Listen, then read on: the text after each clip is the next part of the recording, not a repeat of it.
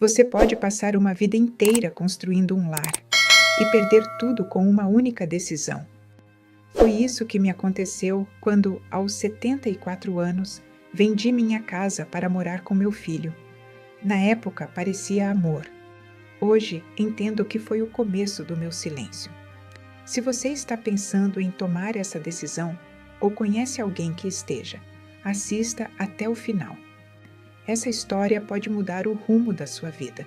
Você pode passar a vida inteira construindo um lar e ainda assim bastar um instante de dúvida para abrir mão dele. Meu nome é Lúcia, tenho 74 anos. Durante mais de 4 décadas, minha casa foi meu refúgio, meu templo, meu espaço de liberdade.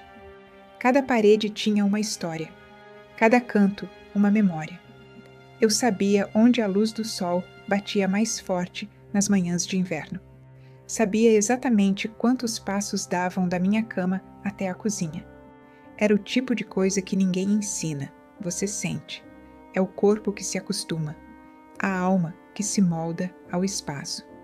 Mas um dia, entre uma consulta médica e outra, entre um cansaço que se arrastava e o medo de cair sozinha no banheiro, alguém da minha família levantou a ideia. Mãe, por que a senhora não vende essa casa e vem morar com a gente? Vai ser muito melhor. A senhora não vai mais precisar se preocupar com nada. Aquilo me pegou em cheio, porque no fundo eu também sentia medo.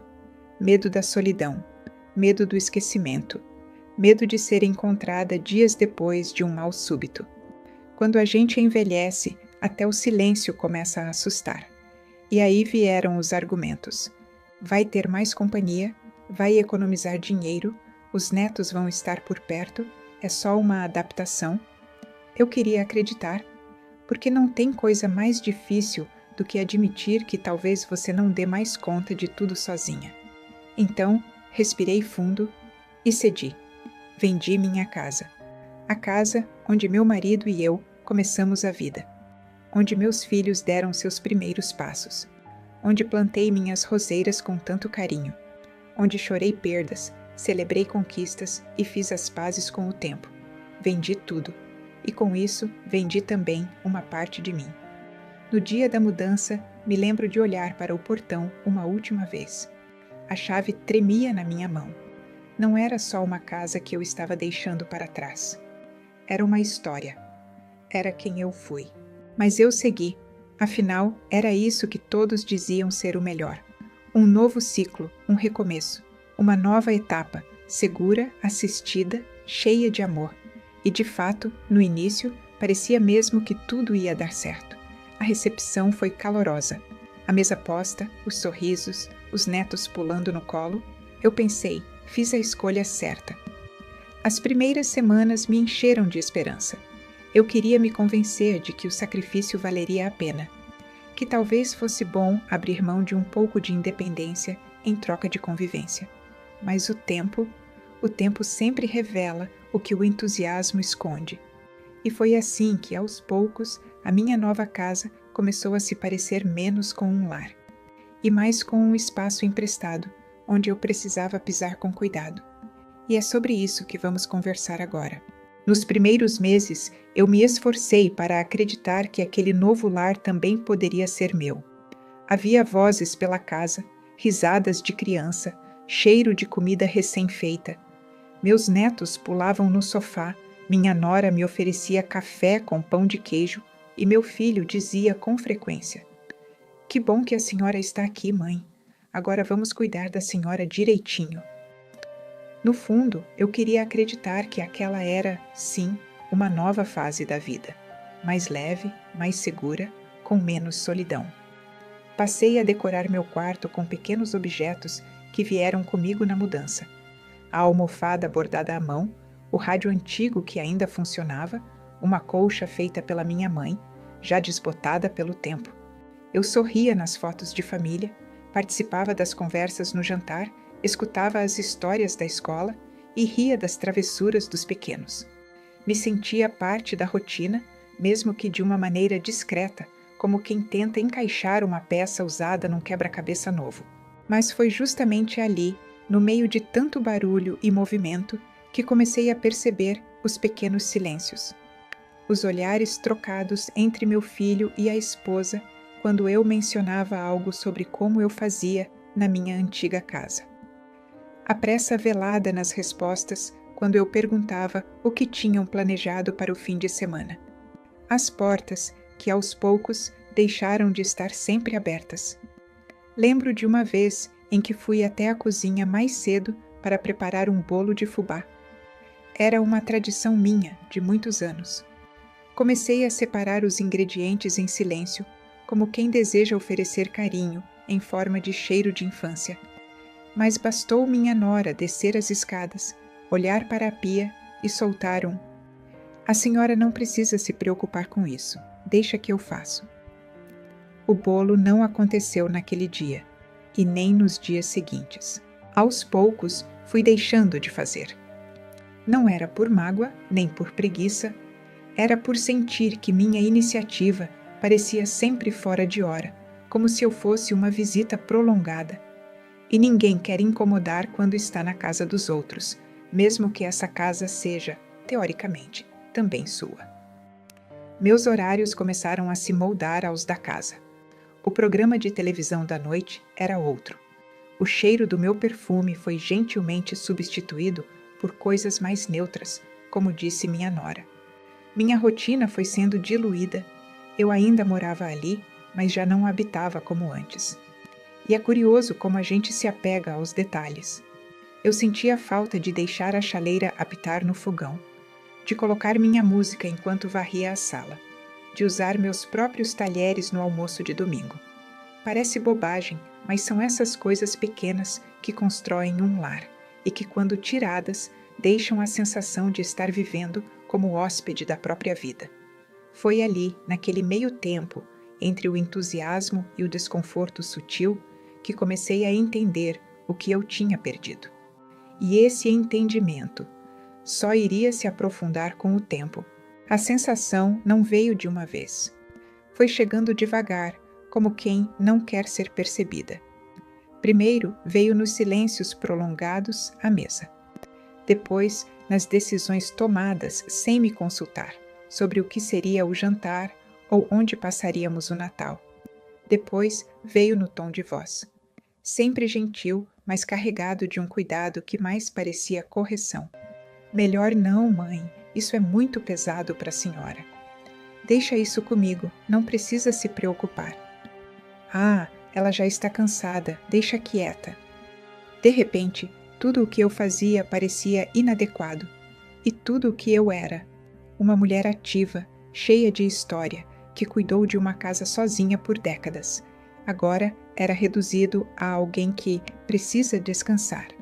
Foi quando comecei a me calar, não por orgulho, mas por perceber que minha presença estava se tornando um peso disfarçado de gentileza. Eu via meus netos crescendo diante dos meus olhos, mas ninguém mais me pedia conselhos. O que antes seria uma conversa no sofá virou um aceno apressado no corredor. E aos poucos fui me tornando aquela figura que todos respeitam, mas ninguém ouve. Certa noite, fui ao armário procurar uma toalha de mesa que havia trazido da minha casa.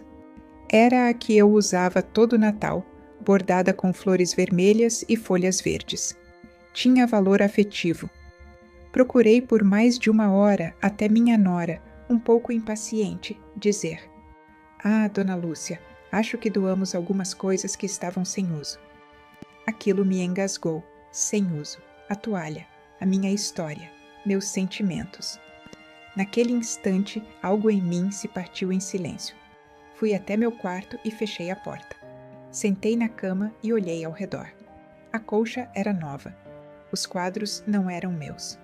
O espelho mostrava uma mulher que ainda tentava sorrir, mas os olhos... os olhos já haviam desistido. A pior solidão é a que se sente entre pessoas. Quando há vozes na sala, pratos se chocando na cozinha, risadas no andar de cima, mas nenhuma dessas vozes se dirige a você com interesse verdadeiro. Você está ali, sim, mas já não faz parte. Era como se eu fosse uma lembrança ambulante do passado, algo que está presente, mas não pertence mais. E eu, que sempre fui o coração da casa, agora ocupava um canto, literalmente e emocionalmente. Foi nesse silêncio cheio de barulho que entendi. Vender minha casa não foi só uma troca de endereço. Foi abrir mão do único lugar onde eu era verdadeiramente eu, com minha rotina, minha liberdade, minha existência reconhecida. E a pior parte, eu ainda não sabia o quanto isso iria doer. Porque mais difícil do que se sentir invisível é perceber que ninguém notou o seu desaparecimento. Mas foi só quando senti falta de mim mesma que o arrependimento começou a mostrar sua verdadeira face. Foi numa tarde comum que o arrependimento se fez carne. Não houve uma briga, nenhuma humilhação, nenhuma palavra cruel. Apenas um silêncio mais fundo que os outros. Um tipo de vazio que não vinha de fora, mas que crescia dentro de mim, como uma casa que vai sendo esvaziada por dentro enquanto ainda parece inteira por fora. Eu estava sentada na varanda, observando o entardecer. Aquela luz alaranjada que sempre me lembrava dos domingos na minha antiga casa, com o cheiro do café passando e o som distante de vizinhos rindo. Ali, no entanto, não havia cheiro, nem som, nem memórias. Só a luz e eu, sombra de mim mesma. Naquele dia, percebi que não sentia mais vontade de falar, nem de intervir nas conversas, nem de contar histórias, porque o tempo me ensinou que não havia espaço para elas ali. E mais do que isso, percebi que sentia vergonha.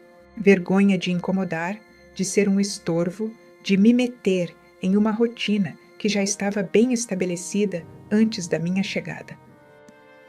Eu não fazia parte do fluxo da casa. Eu estava ali como um objeto deslocado, presente, mas dispensável. Foi nesse ponto que a saudade da minha casa me atingiu como um soco. Não apenas da casa em si, das paredes, do fogão, da janela da cozinha, mas da mulher que eu era dentro dela. A mulher que escolhia quando acordar, o que cozinhar, se queria ouvir música alta ou ficar em silêncio. A mulher que não precisava pedir licença para viver sua própria vida. Na casa nova, até ir ao banheiro de madrugada me fazia hesitar. O piso de madeira fazia barulho. A maçaneta era dura. E eu não queria acordar ninguém. Até minhas vontades passaram a ser calculadas para não incomodar. E é isso que ninguém te conta. Que quando você vende sua casa, não está vendendo apenas um bem material. Está vendendo a possibilidade de existir com liberdade, de andar no próprio ritmo, de ser dona do próprio tempo. Está trocando raízes por paredes alheias, histórias por regras, intimidade por cautela. Me lembro de sonhar uma noite que voltava à minha casa. Caminhava por cada cômodo como se estivesse abraçando uma versão mais inteira de mim. No sonho, eu sorria. No acordar, eu chorei. O arrependimento não era pela decisão em si, era por não ter enxergado a dimensão dela. Por ter acreditado que um lar é onde colocam a gente, quando na verdade um lar é onde a gente floresce. E ali, por mais que houvesse teto, comida e cama, não havia mais espaço para florescer. Foi nesse silêncio, doído e só meu, que percebi.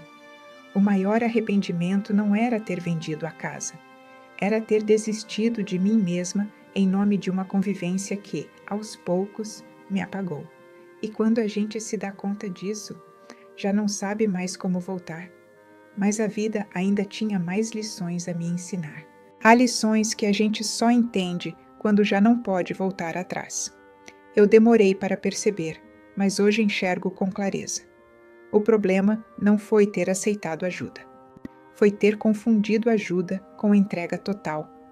Foi ter achado que, ao abrir mão da minha casa, eu continuaria intacta, que bastaria mudar de endereço e tudo o que eu sou viria comigo, como se fosse uma mala.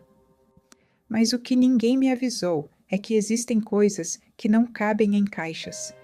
Minha independência era uma delas. A verdade é que quando você abre mão do seu espaço, você não perde só a chave. perde a senha invisível da sua própria autonomia. As decisões que antes você tomava sem pensar, agora precisam ser comunicadas, justificadas, muitas vezes adiadas. O simples ato de convidar uma amiga para um café virou motivo de consulta. Hoje não é um bom dia. A casa está uma bagunça. Depois a gente vê isso.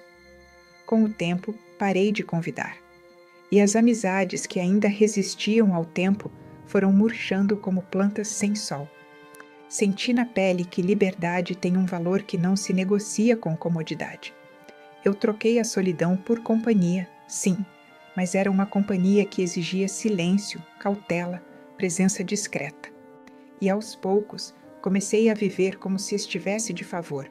Na minha idade, ninguém quer ser um peso. E foi tentando não ser incômodo que me tornei invisível de vez.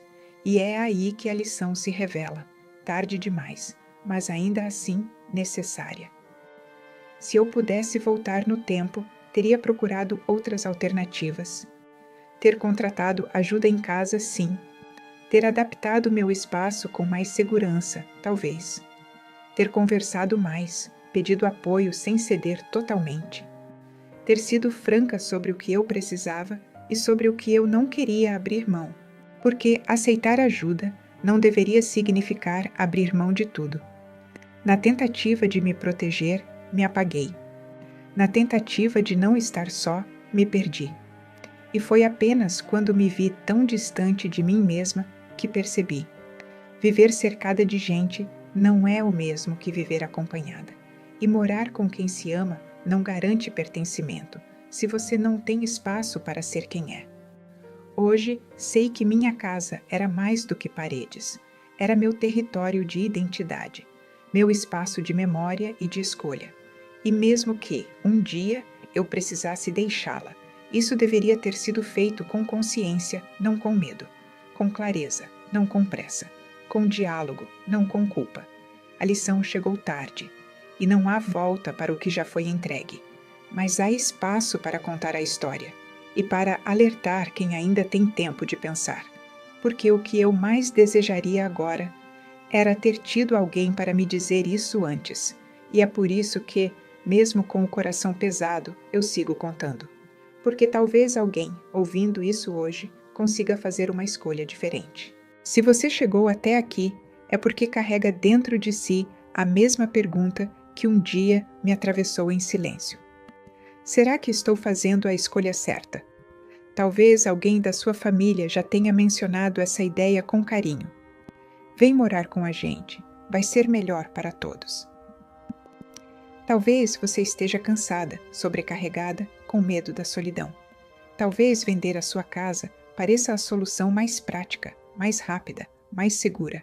Mas antes de tomar qualquer decisão, ouça uma mulher que já atravessou esse caminho. Ouça não só a minha história, mas o que ela representa.